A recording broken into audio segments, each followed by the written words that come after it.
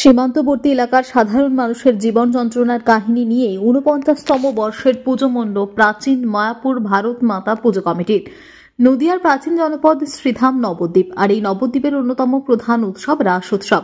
এই রাস উৎসবে প্রতি বছরই নতুন নতুন ও ব্যতিক্রমী ভাবনায় নিজেদের পুজোকে তুলে ধরে আসছে শহরের উত্তরাঞ্চলের প্রাচীন মায়াপুর এলাকার ভারত মাতা পুজো কমিটি। এবছর তাদের পুজো পদার্পণ করতে চলেছে ৪৯তম বর্ষে।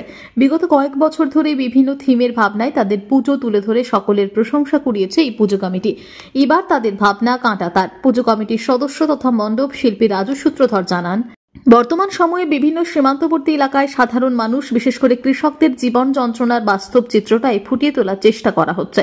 বিভিন্ন সময় বিভিন্ন কারণে নিজেদের জন্মভিটা ছেড়ে দেশান্তর হতে হয়েছিল অসংখ্য সাধারণ মানুষের। বর্তমানে সীমান্তবর্তী এলাকার বহু মানুষের বসবাস ভারতে হলেও চাষাবাদ করতে গেলে তাদের কাঁটাতার পেরিয়েই যেতে হয়, পড়তে হয় বহু সমস্যায়। সেই সাথে এখনো বহু মানুষের পরিবারের সদস্য পরিজনেরা রয়েছে সীমান্তের ওপারে। ইচ্ছে থাকলেও সব সময় হয় না দেখা। পূর্বপুরুষের জন্মভিটার কথা শুনে বেড়ে ওঠা বর্তমান প্রজন্মের কাছে এসব যেন এক কাল্পনিক কাহিনী। কিন্তু এই কঠিন বাস্তবতার যন্ত্রণার কিছু খণ্ডচিত্র এবারে থিম ভাবনায় ফুটিয়ে তোলার চেষ্টা করা হচ্ছে পুজো মণ্ডপে। পাশাপাশি তিনি আরও জানান, আমাদের প্রতিমাতেও থাকছে ভিন্ন ভাবনা, যেখানে ফুটিয়ে তোলা হবে দেশমাতৃকার কাছে সাধারণ মানুষের আকুতির কথা। মোটের উপর গোটা মণ্ডপটি সীমান্তবর্তী একটি গ্রামের পরিবেশের রূপে তুলে ধরার চেষ্টা করা হচ্ছে এবার পুজোয়। শুধু পুজো নয়, পুজোকে ঘিরে থাকছে 7 দিনের আনন্দ মেলারও আয়োজন। নবদ্বীপের ঐতিহ্যবাহী রাস উৎসবের প্রাচীন মায়াপুর ভারত মাতা ক্লাবের এই পুজো মণ্ডপ কতটা মানুষের মনে জায়গা করে নিতে পারে সেটাই সময়ের অপেক্ষা। এবছর আপনাদের এই পুজো ভাবনাটা কি আছে এবং বলুন, এবছর আপনাদের পুজোর ভাবনাটা কি আছে এবং বিষয়বস্তু?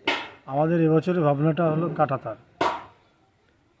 কাঁটাতার হলো সীমান্তবর্তী যে প্রত্যন্ত গ্রামগুলো আছে বা যে অঞ্চলগুলো আছে, সেই অঞ্চলগুলোর একটা অনেক সমস্যা থাকে কৃষকদের ক্ষেত্রে, বিশেষ করে বলতে হয়।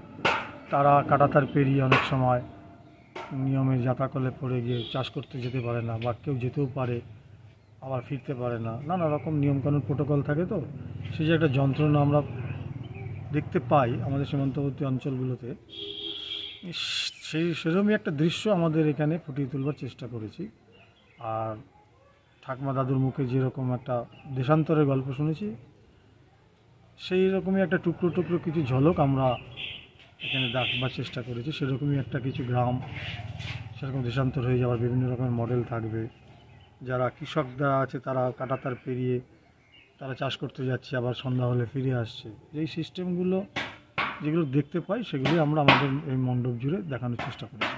প্রতিমাতে কীরকম থাকছে? প্রতিমাতেও আমাদের খুব সুন্দর নতুনত্ব থাকছে। একদম আমি দায়িত্ব নিয়ে বলতে পারি, এই ধরনের প্রতিমা এর আগে অন্তত নদিয়া বা নবদ্বীপ তো অনেক পরের কথা, কোনো জায়গাতেই হয়নি। আমরা কনসেপ্টটা ঠিক দেশান্তর মায়ের মতোই করেছি, যে মায়ের কাছে আমাদের এই দেশান্তরিত বা যারা কাঁটাতারের জাতাকলে পড়ে যে যন্ত্রণাটা ভোগ করছে, তারা মায়ের কাছে একটা প্রার্থনা করছে যে মা,